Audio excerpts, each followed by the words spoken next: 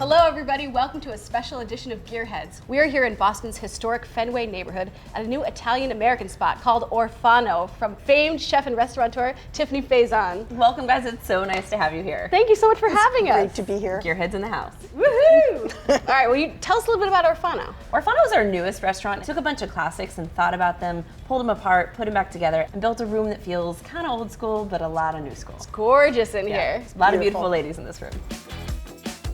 One of the trademarks of Italian-American cuisine are the incredible pasta dishes. Chef Tiffani has agreed to take us into the kitchen and give us a first-hand rundown on all the special pasta gear that she and her staff use to churn out beautiful pasta dishes night after night. You guys ready to get into it? All right. Come on into the kitchen. So this is the Orfano kitchen. And specifically, this is our pasta boiler. So it looks a little bit like a fryer in terms of just general shape and dropping in. And that's water. We throw a good amount of salt in it to taste like the ocean.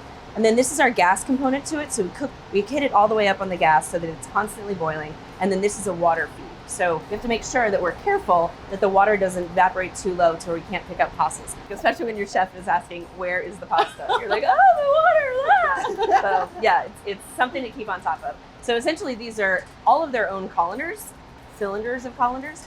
This is a meat fork. It's not typical to use this. We use it in my kitchens when we're twirling pasta to plate pasta and make sure it's done really nicely. I do it when I sort of put in extruded pasta and I'll make sure that it's not stuck together. And you were saying you like this over tongs. I do. I don't love tongs in a kitchen. I see tongs being twirled and in people's back pockets, and I see food being treated really poorly in pans with tongs. I just think it sometimes begets bad habits. So people use seafood scissors at home. These are kitchen shears. We all have them here. They're like little scissors. They're very sharp. They're super powerful. So this is what I use to break down lobster. This and like a beater knife, essentially. A beater knife, you said?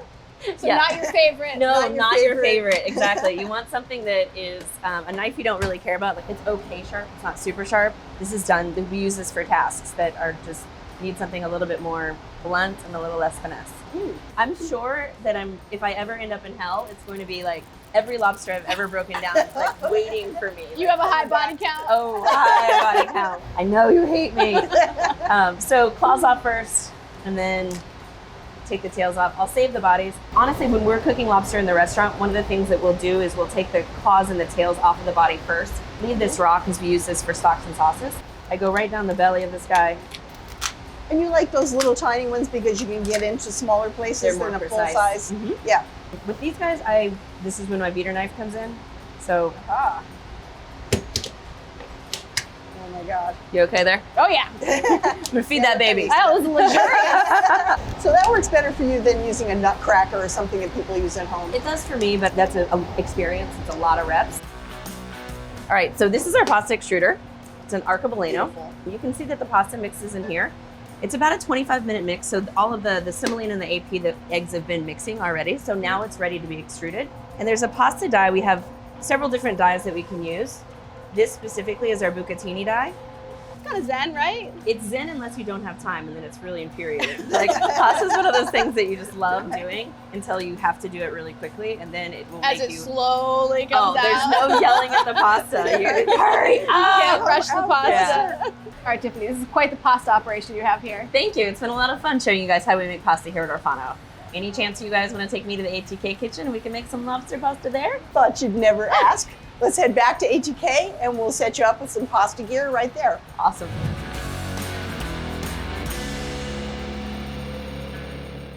All right, we are back here at ATK. Tiffani, we had a fabulous time in your kitchen yesterday looking at all your gorgeous equipment. That extruder, I have extruder envy. It happens. Extruder pasta boiler envy. Yeah, we have an arsenal of pasta equipment. You really do. Now, we have our awesome kit for the home pasta maker here. Yeah, each of these is our winning product tested against others in the similar category. This is our favorite pasta roller. It's good for home cooks. A pasta fork for stirring the pasta in the pot and serving it.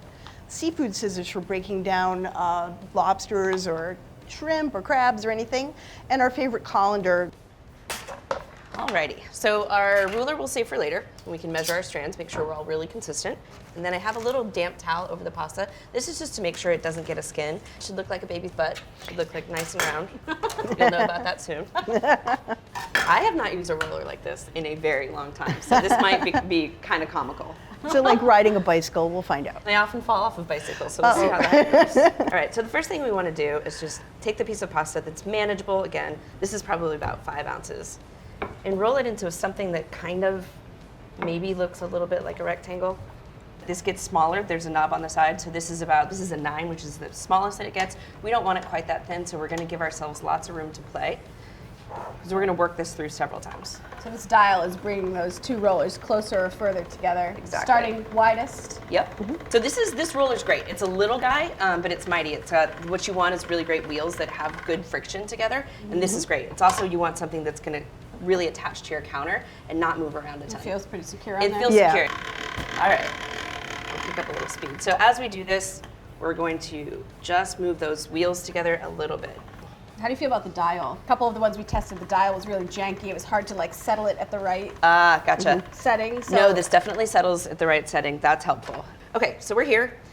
Texture and thickness is about what I want. Right. So if we want 12 inches, which is kind of what we're looking at, it's kind of dead, it's close to the middle. Yeah, So we're good to wow. go. So we'll just take this in the middle.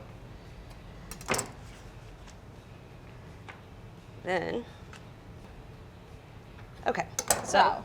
now we have our beautiful Oh my gosh, look at Oh, that. that's so nice. Fettuccine. This is interesting. You cut it by hand because we have a cutter here. Yeah, that attachment will cut it. I don't know, I like a hand-cut pasta. So you can really personalize the size. You can. Who's next? I'll go. You know, this is our favorite rolling pin. We tested a ton of them. We love this dowel shape. It doesn't have the handles that get in your way when Right. you're trying to roll a big shape. It's a great Feel rolling the pin. force. It's also, a weapon if you have a home intruder. I sleep with a rolling pin like that in my pillow.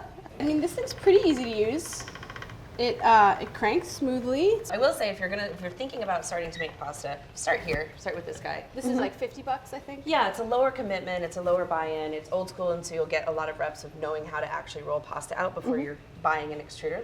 If you're gonna start something new, like, don't buy all the most expensive gear, just like make sure you like it, make sure it's something you're gonna give your time and attention to before you give your wallet to it. Look at you! Beautiful. My job is not safe. This is bad news for me. Yeah, these are a little thicker than yours, but yeah, I'll take a job. Yeah, cool.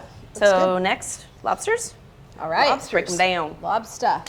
All right, so we have our lobsters. We have our seafood scissors. I'm very excited to use these. This is not something I'm familiar with using, so I'm psyched to give it a try. These rip right through. Aren't they These are no great? joke. Like sometimes when you're using scissors, you really have to like give it some push. And they like flick to the side. yeah. I hate that. No, Yeah. these just yeah. rip right through Yeah. that tail. Wow. Yeah, right? It's no joke. Color me impressed. They don't hurt your hands. It's really No. easy to get in there.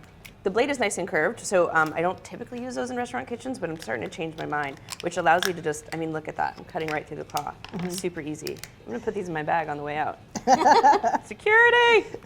Well, easy peasy, just broke down those lobsters. There you go. All right, let's go boil our pasta. So we have boiling water. You want this at a really rolling boil, like no compromise, right? You at Orfano showed us a meat fork. This is our Look, you favorite brought your meat fork to the party. Yeah, because I want to try this. I'm really excited about it. I like this. This is a new thing for me. You're have into to- it. yeah. Yes. Yeah. Yes, meat nice fork. control there. Want it a little al dente, and probably pull it. Yeah, look how you just grab the boiling pasta. You're fine. Yeah. Is it ready? Yes. Okay. Awesome. Here we go. Going over to the sink. I'm into that colander. This is Yeah. cool. It's nice, right? It is. Okay, so one of the things we love about this colander, it's made of stainless steel, which does not heat up quickly. So these handles, even after you just poured that hot water through, you can pick them up with your bare hands. Awesome. And it can go right in there and rest in the pot and stay nice and warm. Very cool. So this is when I'm going to start to use my meat fork. Pasta, once it comes out of the water, has a propensity to stick. So I'm going to really overload this pan. It's a We bad got it idea. professional here. It's not looking so professional from where I'm standing. It looks really delicious is what it does. Oh my god.